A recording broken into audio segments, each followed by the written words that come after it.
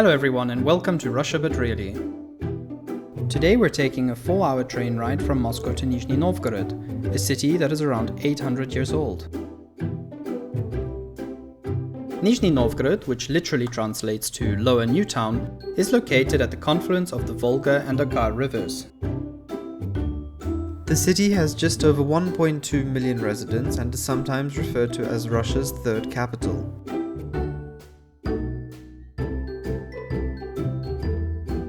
Our first stop is the Maxim Gorky Square, named after a Russian author. As we move down the square towards the statue, we can see some of Gorky's quotes. The first says, "Learn from everybody, but copy no one." And the second says, "Talent is belief in yourself and in your strength." Ah, isn't that just lovely? Maxim Gorky also has a very large park in Moscow named after him, which recently celebrated its 90th birthday. Let's turn around and head towards the main pedestrian area of the city and admire the beautiful flowers on the way.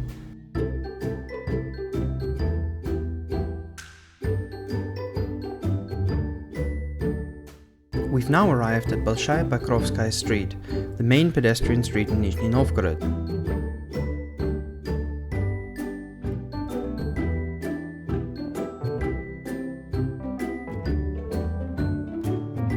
One of the qualities of Nizhny Novgorod that I absolutely love is how neat and clean everything is no matter where you look. The streets are clean, the monuments are shiny, and the buildings look impeccable with their bright colors. Let's have a quick squiz at the entrance to the puppet theater.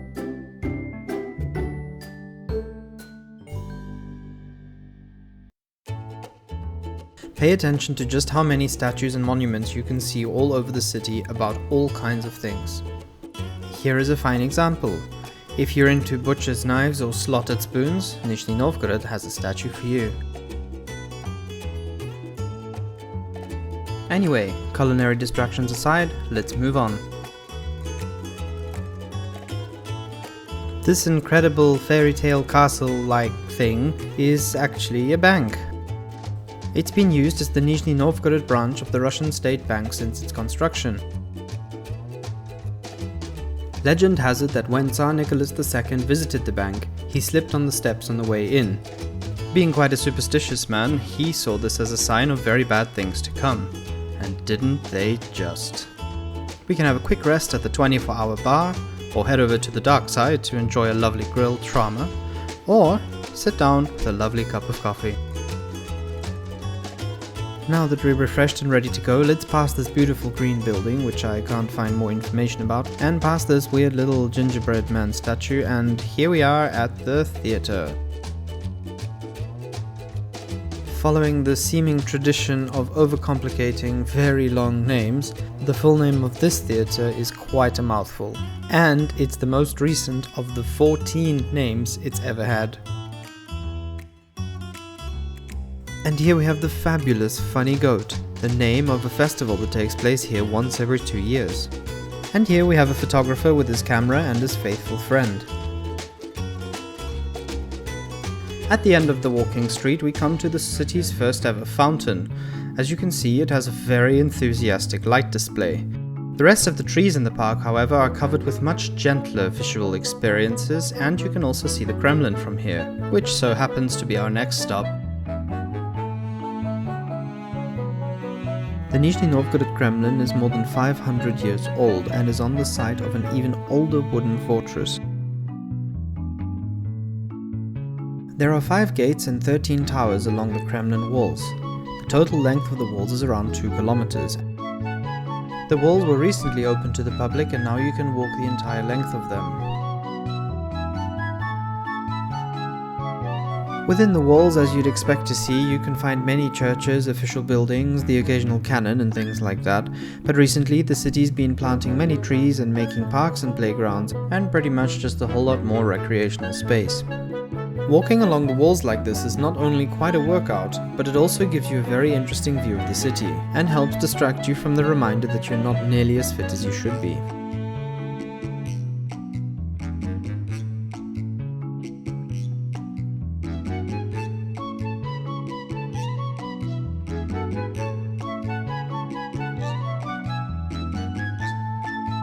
In case you couldn't tell by these oversized stairs, we are going down. We still have a few tight corners to get through and then we'll be outside again. Here we can see where we've come from and where we still have to go. Now, there is no argument that the Kremlin is absolutely beautiful both inside and out. But to fully appreciate how much of an engineering marvel this Kremlin is and the ingenuity it must have taken to get this thing built, we need to take to the skies. Here you can see just how steep the hill is, and the walls go all the way to the bottom. On top of the hill where it's level you can see the most important buildings, and they overlook the longest river in Europe, the mighty Volga. The Kremlin has been used many times in defensive situations given that it is, well, a massive fortress. The last time it was used in this way was in the Second World War when some of the towers were converted into anti-aircraft batteries.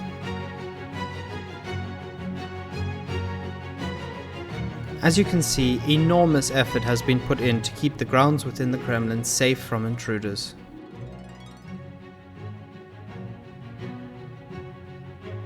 This giant figure of 8 that you see before you, that is comprised of many stairs, is our next destination.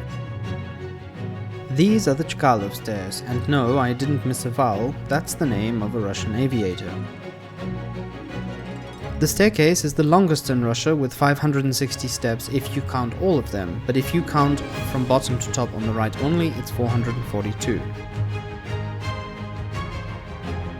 Let's tackle these stairs and see how long it takes us to get to the top.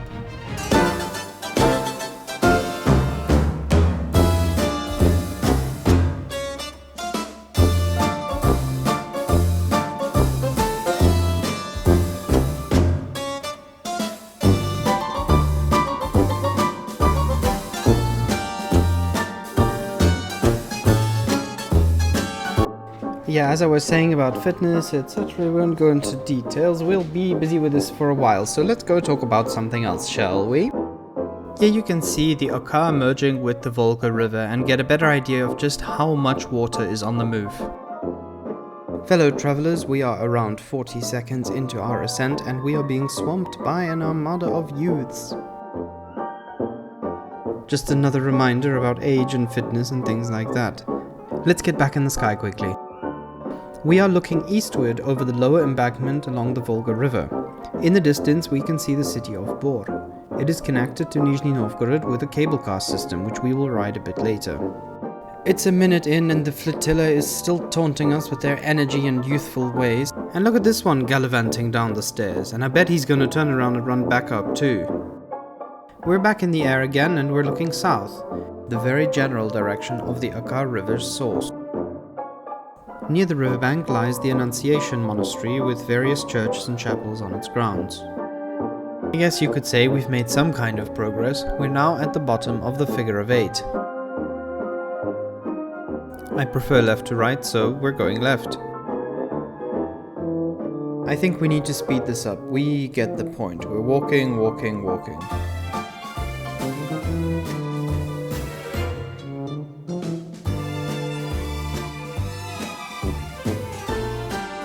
Right, we are now halfway up the 8.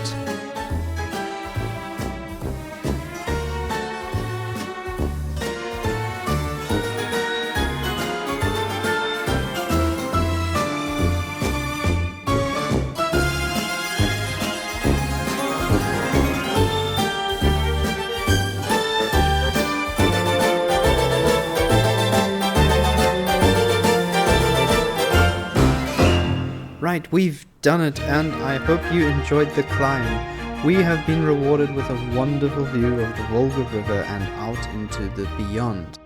Now, because we have already sort of seen what we need to see up here, we need to go back down to the bottom to explore the lower embankment. The stairs also offer a lovely visual experience at night, a true treat for the eyes. And the hillside is also a sparkle with glowing balls. Speaking of treats, let's have a look at what's on the menu. How about having a soup that comes served in a bowl made out of bread, while we observe the surrounding environ? As you can see, it's slightly antiquated, and if you enjoy doilies just as much as I do, then this is definitely the place to be.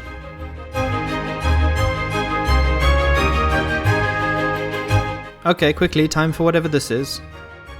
We're now walking much closer to the river on the lower Volga embankment, and even here we're greeted with amazing art and a cute little pup. And what do you know, we have another statue. And another with baked goods, scrumptious. And another.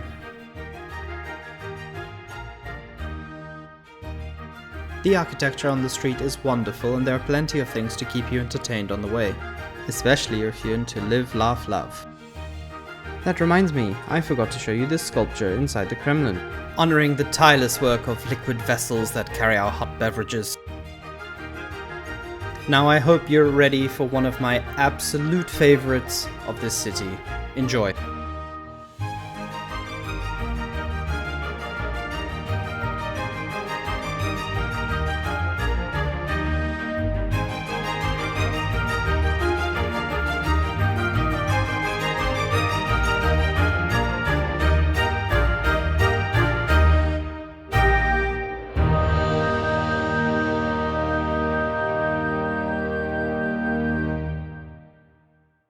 This is the Church of the Nativity.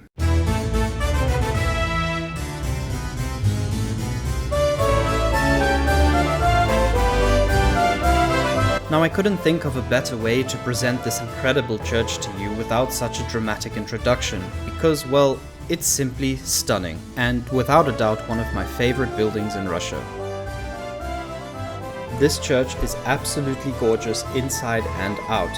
Unfortunately, I couldn't show you the inside because there was no filming allowed, but the outside alone is a true feast for the eyes, never mind a visual experience. Originally, these wooden tiles on the domes were painted green only, but they decided to change them to look a little bit more like St. Basils Cathedral, and I think it was the best decision they could have made. Let's take a look at these exquisite domes once more before we head off to our next destination. We're now going to move on and visit the Annunciation Monastery. For those of you who've been paying attention, you'll notice that the Annunciation Monastery is the same age as the city itself. For those who haven't been paying attention, please be more attentive next time. The monastery is comprised of many different buildings that have served various purposes over the years. Over the course of the monastery's extensive history, the buildings have been attacked, destroyed, rebuilt, attacked, burnt down, destroyed, redesigned, attacked, repainted, attacked, rebuilt, burnt down, attacked, reconstructed, restored, and even converted into a planetarium.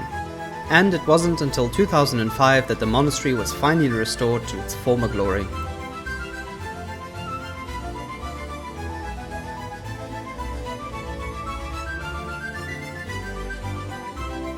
We're now flying over the embankment again. I'd like to share some more incredible sights with you. Cue dramatic outro.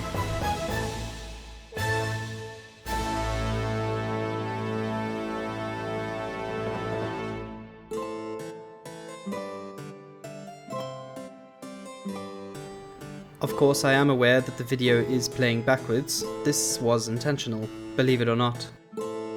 We're gonna fly towards the center of this oddly satisfying tram loop to have a look at the statue there.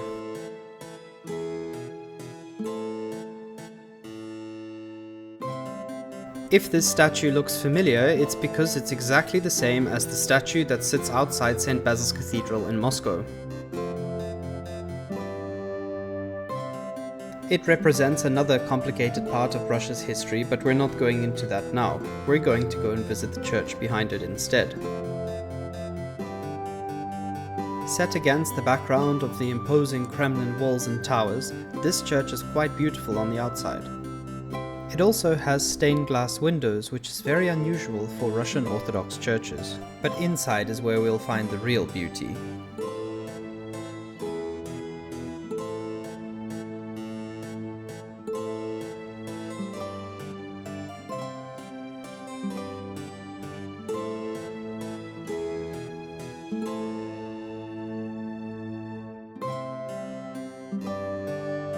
We're now going to head over to the church that you can see in the distance.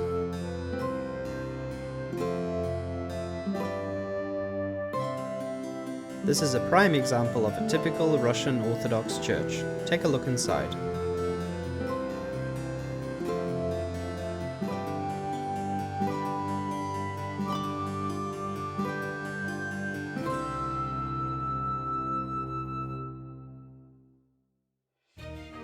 Fellow travelers, we are nearing the end of our journey, but before we go, statues!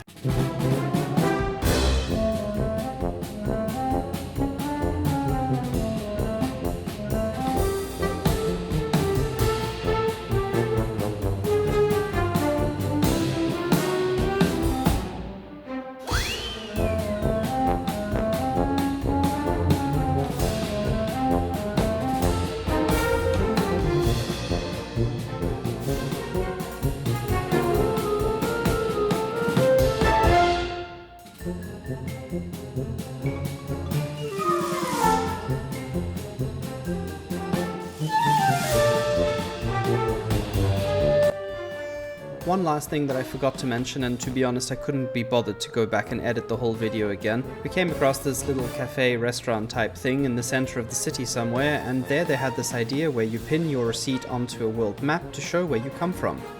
It appears that I was the first South African to do so here's to me for putting South Africa on the map.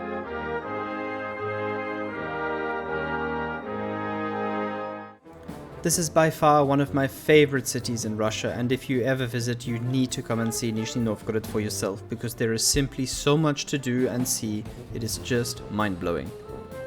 I hope you enjoyed the journey with me. Please let me know what your thoughts are in the comments below. Like, subscribe, share, etc.